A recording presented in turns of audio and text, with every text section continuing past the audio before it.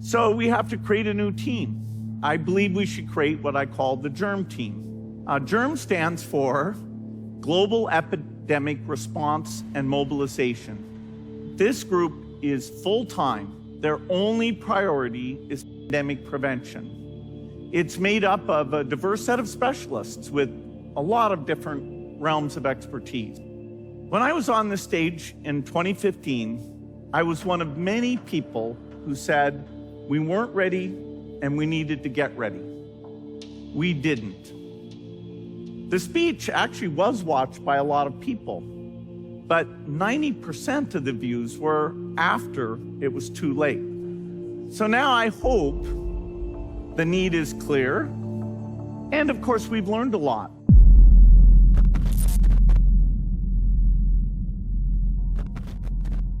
Hola a todos, bienvenidos a un nuevo video, espero que estén muy pero que muy bien. Y en este video les traigo la traducción y declaraciones recientes de Bill Gates, que por supuesto son controversiales y han generado un gran revuelo. Algunos los habrán visto antes, estos videos, pero ahora se han hecho virales y parece ser que se está tomando en serio lo que dice.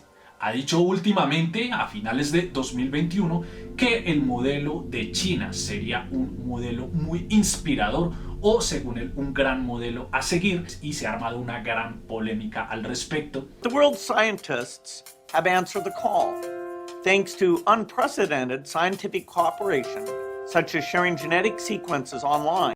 Hello, I'm honored to be part of the Pujen Innovation Forum. I understand the theme of this year's forum is innovation for a better life. This impressive achievement is the result of multilateral partnerships and a coordinated mechanism for global collaboration.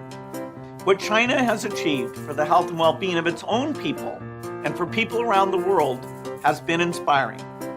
I believe China's long and robust commitment to inclusive innovation will help the world bring the COVID-19 pandemic to an end more quickly. We've learned a lot through our many partnerships over the years and have been impressed by the hard work and inclusive vision of so many Chinese innovators and institutions. We have also found that the best way forward in any endeavor is by building broad, diverse partnerships to address a shared challenge. As an international philanthropic organization, our foundation is uniquely positioned to help create these necessary coalitions. Y ahora para 2022, para finales de abril, también les traduzco la nueva conferencia de TED Talk que trajo. Así es, antes habría hecho una conferencia en el año 2015, acuérdense, ese video que se hizo tan popular en donde él dijo que iba a aparecer un nuevo patógeno y resulta que 5 años después, en el 2020, pasó lo que ya sabemos que pasó. Ahora, en 2022, esta nueva conferencia volvió allí a hacerse viral y ha dicho que se está tomando en serio la creación de los llamados grupos GERM. Para quienes no saben qué es esto, él lo había mencionado antes, pero al traerlo a esta conferencia ha generado revuelo. Estos grupos constituirían una gran cantidad de especialistas que, según el multimillonario, traerían medidas de protección para prevenir los rebrotes de nuevas enfermedades. Es decir, que para él sería una agencia tan importante como la hay en los países usualmente, equivalente a la policía o a los bomberos, así como lo oyen. Así que ustedes verán la traducción y sacarán sus propias conclusiones. Vean. In the year 6 CE, a fire devastated Rome. In response, Emperor Augustus did something that had never been done before in the history of the empire. He created a permanent team of firefighters who used buckets just like this one. Augustus understood that individuals alone can't protect themselves from fires. They need help from the community. When one person's house is on fire, that creates a risk for everyone else's homes. Survival depended partly on your income, your race, the neighborhood you lived in. And so we should seize this opportunity to create a world where everyone has a chance to live a healthy and productive life. Also, a life free from the fear of the next 19. So how? What are these steps? Well, let's go back and look at what the Romans did. Think about how over time we've gotten good at preventing big fires. Fire prevention is kind of this pervasive thing. It's well-funded, it's well understood. If an alarm went off right now, everyone here would know we're supposed to calmly gather, go out and wait instructions. We'd know that help would be on the way because we have lots of trained firefighters who practice. The United States alone has 370,000 full-time firefighters. And so that type of investment, that type of practice, that type of system is what we need to stop pandemics. There is no group of experts standing by to prevent this disaster. So we have to create a new team. I believe we should create what I call the GERM team. GERM stands for Global Epidemic Response and Mobilization. This group is full-time. Their only priority is pandemic prevention.